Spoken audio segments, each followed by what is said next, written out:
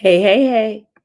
It's Filter Free Friday, y'all. Listen, I am so glad y'all here. I survived 1 week of daylight savings time almost, but I look like a little bit of death rolls over. Child, my sleep is just so off schedule. Um, Thank you to everyone who came out for the book signing last night. That book, Spark the Heart, has been out for almost 3 years now, and so was definitely delayed, but I feel like it was certainly right on time. As many of you know, 2022 was one of the best years of my life, and then also the worst year of my life, all at the same time. Uh, you know, while it was the first time I was a published author by a major publishing company, it was also the year that I found out that my father was not my father. And it's interesting because this morning I had an opportunity to talk to my 72-year-old mentee and just share with her that I feel like the healing that has come on the other side of this thing has really been good for me. Um I see God's hand in all of it. But it's March Madness, and as much as I am not a basketball fan, it is wonderful to catch a game. I like watching competitive sports.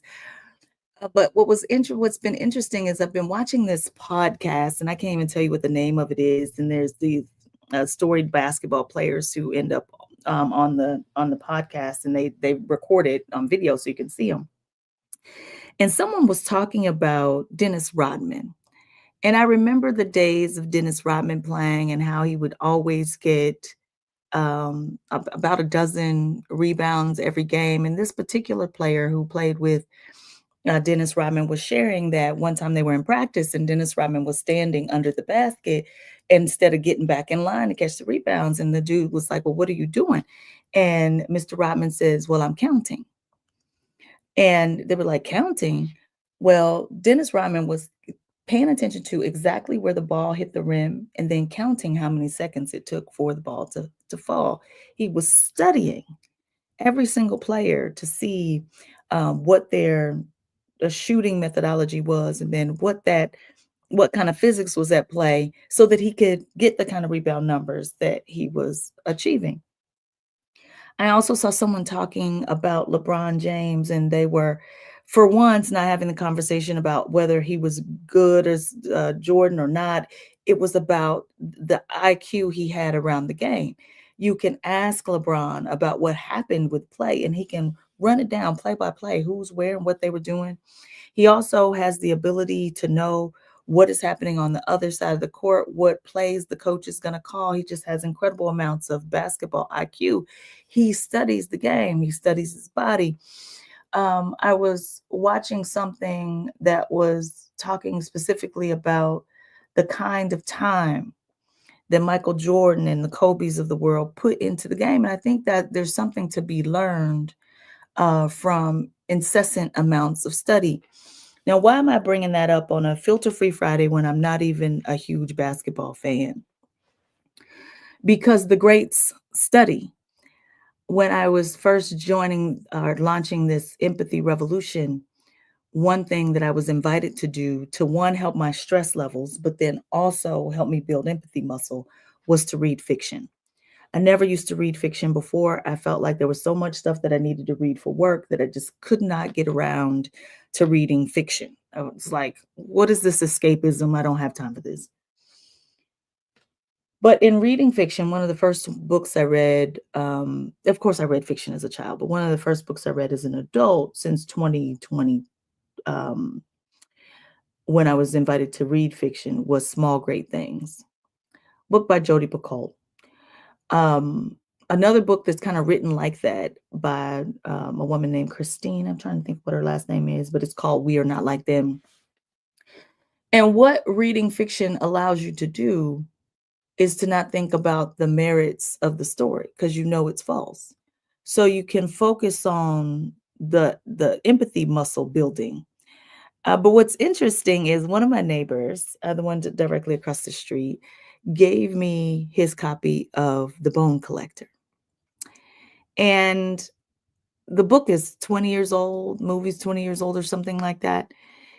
And Lincoln Rhyme, who's the criminologist, is basically training a street detective named Sachs how to be a better criminologist.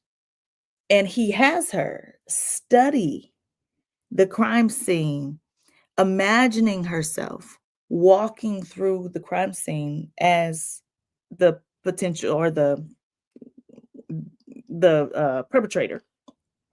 He asked her what it smells like, what it sounds like. He asked her what does she see. And the first time I read the bone one of the Lincoln Rhyme series books, I didn't think anything of it, but now I can't miss it.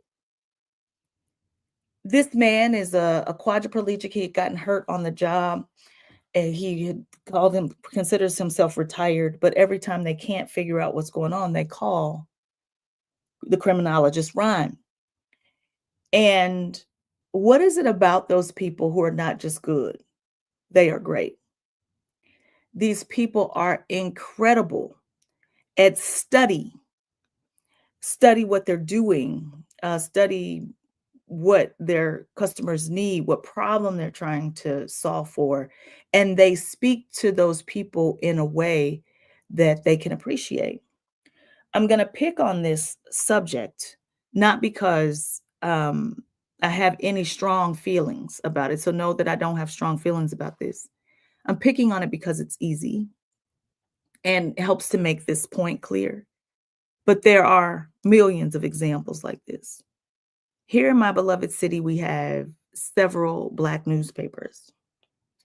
I write for one in particular. Every week, I would write for the Next Page, Kansas City. When I first started writing my column, many of my family members and friends would say, "Hey, I read your article. I love it. I don't know half of what you're talking about, but I like what you're doing, sis." And I go back and I look at the column and I go, "Don't know what I'm talking about." And then I'd scrub it looking at it, and I'm like, "Gosh, I am using some words here that would require, maybe a dictionary or so. So let me figure out how to speak in plain language." Because when people are busy, they're just trying to read. They're not trying to read and learn at the same time. But here's what I think is interesting, that most times when people talk to me about my column, they tell me that it's in the call. I don't write for the call. Love the folks at the call, but I don't write for the call. I write for the Next Page, Kansas City. And so people don't even know the difference. And so what my old way would be to show people that it's the Next Page, Kansas City, to educate them about that these are different papers. But Nicole today goes, what's the lesson to be learned here? Because if people don't know the difference, is there a difference?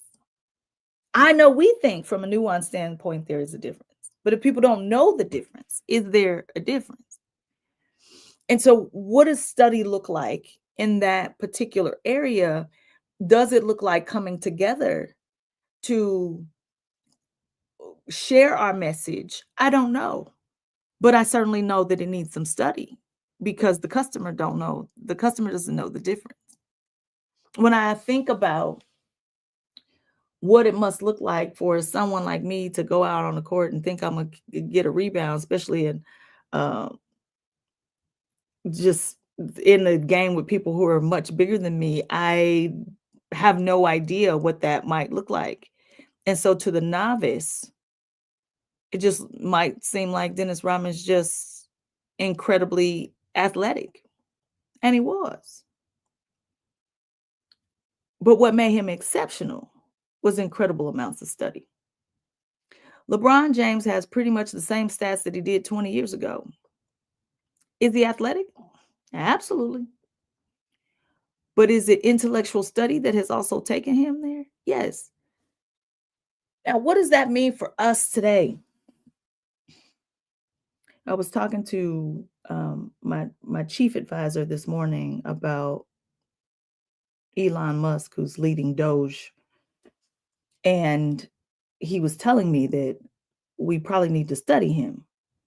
And I was worried about that because I don't ever think that we should study people to try to be more like them always, or that we should study people to emulate them, or that we should study people because we agree. We should study people to see where the ball bounces off the rim and count the seconds for when it's going to show up in my hand so I can catch the rebound so my team can win. And hostage negotiators understand this better than most. If I'm trying to get you to release the hostages, I have to be able to mirror your point of view. I have to use active listening. I have to be able to respond appropriately to your emotions to get you to do what I want. Lincoln Rhyme in the books in the Lincoln Rhyme series gets closer to the villain, not further away. He gets into their mind, not separate. And too often, some of the smartest people I know who are really good at what they do, when they see something that is a divergence from their values, when it just doesn't align, when it is feels morally wrong, they go, and I say, you might learn something watching Elon Musk's father talk about how he married his stepdaughter, or I'm sorry, had sex with his stepdaughter and had 2 children by her. His children's half sister. He has 2 kids by. And listen to him justify that, and then think about a child who was reared in that environment and what that means. I am not one that says that, we should judge children by who their parents are. But there is something to be said for being raised in a family with people who believe that, once my stepdaughter's old enough, I can have children with her. Something to be said about that. And justify it publicly. You ain't even ashamed. You ain't got no remorse for doing so. Didn't do it once but twice. And so while there are some people saying, when people have a lot of wealth, then that means that they must be doing something right. Well, maybe. I think that to get on the billionaire list and stay, and to get to 400 some billion dollars, that it's probably more likely that you're doing something unethical to get there, or that most people would consider unethical. But that's beside the point. What I do think is important, though, is to understand that if you started counting today and you were counting to 1,000,000, it would take you more than 11 days to get to 1,000,000. If you're just counting. But when you're trying to count to 1,000,000,000, my loves, it's going to take you more than 30 years to finish counting. And he has $400 billion. So why am I bringing that up? When you study that, you understand this person does not care about the price of your eggs.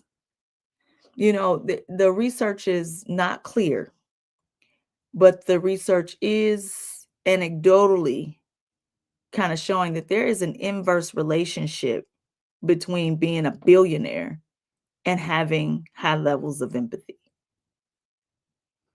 And so what does it look like to study?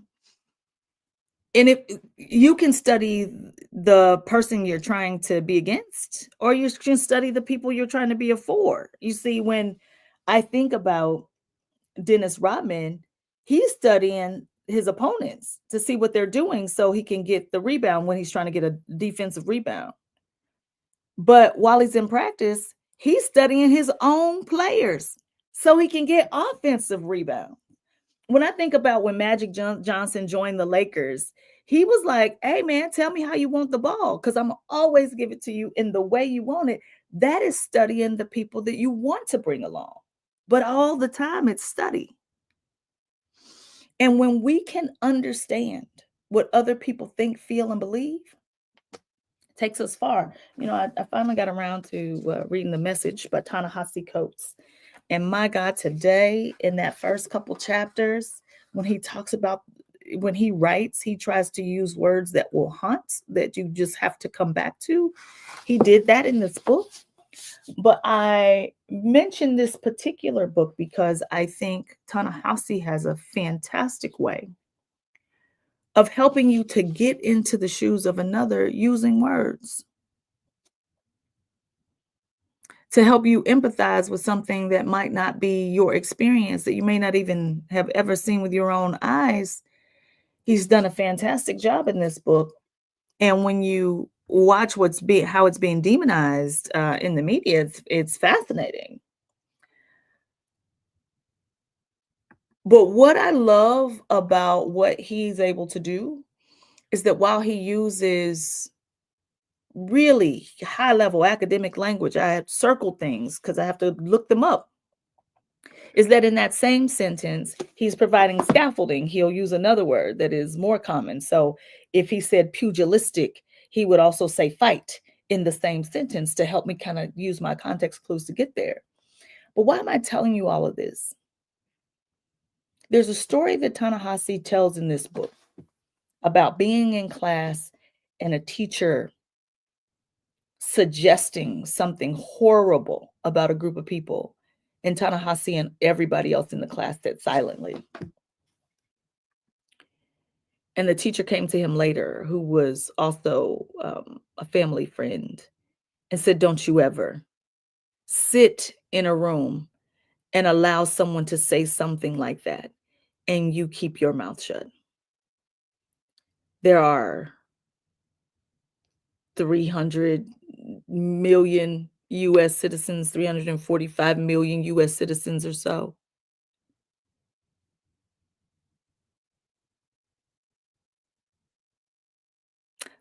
The 3 million who are at the top is where you might think you should probably be focusing your attention. But I'm saying there's probably 300 people who have so much wealth that it is causing all kinds of chaos and disruption. And the question we have to ask ourselves is, in our goodness, are we sitting in the audience being silent? Or are we studying to figure out what it is that we can do in our space to impact this differently? Because everybody can tell me what they think someone else needs to do. Everyone can. But as you are showing up every day, are you aligned to your own values? Have you actually studied what you can do? Or have you bought into this idea, which I think is the worst advice I've ever been given in my entire life, and that is keep your head down and keep your nose clean? Because contrary to what we think, you might not see the size of the boat with 345 million people in it. So that might make you think, because you on the deck, that you not in this boat with us together. But you are. We are all in this boat together. And when I consider the people who are regretting their vote, I'm much more of a fan of studying the people at the bottom than the people at the top, because mobilizing the people at the bottom is where the power lies. And when people vote against Medicaid expansion and someone says they're voting against their own interests, all I can think of is I got a friend that I talk to all the time in prison. And when he was out, he had no idea that he even had insurance. When he went to the community health center, he thought the community health center was seeing him for free. So he certainly didn't think or know that the insurance he had was Medicaid. He didn't know where it was coming from.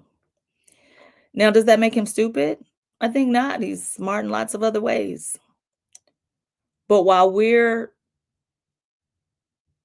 discussing and engaging with other academics and other people who view the world in the same way we do, just know that it's not the thing that's going to help us be exceptional. It is not the thing that's taking us from where we are to where we want to be. And I was asked by a trustee of Metropolitan Community College that based on all the chaos and the backlash, is the answer empathy? I think that's too simple to say, but I can tell you what I knew right after George Floyd was murdered, and that was empathy might not be the silver bullet, it might not be the panacea, it might not be the thing to fix everything, but none of it's gonna work if we don't have it. Nothing related to human beings at all. It's going to work if you don't have empathy. It's kind of foundational. It's a price of entry. It's like if you can't understand what another person thinks, feels, and believes, and you can't even try to understand what it must be like to be them, we're going to be stuck at good. And I think that's generous to say. We're going to be stuck at mediocre, is what I truly believe. So my request of myself and the standard I'm holding myself to and the standard that I'm asking all of us to hold ourselves to is to really just lean into what my values are. Is it rebounding? Is it basketball, hockey? What is it? Like what do I value? And then based on what I value, am I arguing with reality? Like, look, we've had 4 months of being right. You're right. About whatever you said about November, you're right. Now what? Because I'm going to say this again, but I'm not the kind of person that's going to storm a Capitol building. I don't like the idea of being in jail and having to eat food whenever they tell me and the mattress ain't what I needed to be. I'm kind of particular about a few things. But the people who stormed the Capitol, while we sitting over here going, oh my God, we let out all these felons. We let out all these felons. The kind of people who see injustice and go, I'm taking to the streets. If you stop arguing with reality, you recognize that you need to mobilize those people and they need to be part of the work. Because I'm too scared to do that. I do a lot of things, honey. But you ain't gonna never hear me say I'm not my ancestors. They was willing to go to jail, and there's a whole lot of things I'll do. But child, the place sounds horrible. And I love orange, but the color looks terrible on me. Everybody has to figure out what their role is. So when you know what your values are, and when you stop arguing with reality and actually look at sometimes the people who ain't got nothing to lose, sometimes the people who are young and courageous and bold and can look at what's happening and say, it is not right for me to be working and educated and poor. Like so poor I can't afford rent. That doesn't take intellectual horsepower. That's just basic. That something is wrong with this system. But when you have 100, 200, 300 people hoarding all the wealth, money that they can't use in thousands of years, that none of us would be able to use in thousands of years, then you start to understand that the leader we seek is sitting right there every morning looking at us in the mirror. What you doing in practice, my love? Are you studying the defense? Are you at least studying the offense? Are you counting how the ball's bouncing off the rim? Or are you just sitting around going, oh my God, this is terrible? Because I don't know. There's one thing I know is that I don't like losing. And people got a whole lot of stuff that they would say about Dennis Rodman, and they seem to be overly concerned about the fact that he would wear a dress and makeup. But right now, I'm telling you, a dress and makeup is the kind of rebounding we need as it relates to civil unrest in this country right now. And we can get so divisive. Ah, I'm Baptist. Oh, they're Kojic. Oh, they're Catholic. Listen, y'all, don't nobody know the difference. None of these people are reading the Bible as they should. Because if they were, this whole movement around the sin of empathy wouldn't even be a thing. Final point, and then I got to get on. I invited my entire Facebook friend group to join me at Nisi's for breakfast. If you are unorthodox, you have to be exceptional. Let me say that differently. If you are the different one, you got to be better than the rest. Average is not good enough. Taking a rest is necessary. You got to stop and take your car to the gas station, else it's going to break down at the wrong time when you don't want it to. But to sit this thing out, regardless of where you are on the boat, is to deny that we all own the boat. It's filter free Friday, y'all. We got work to do.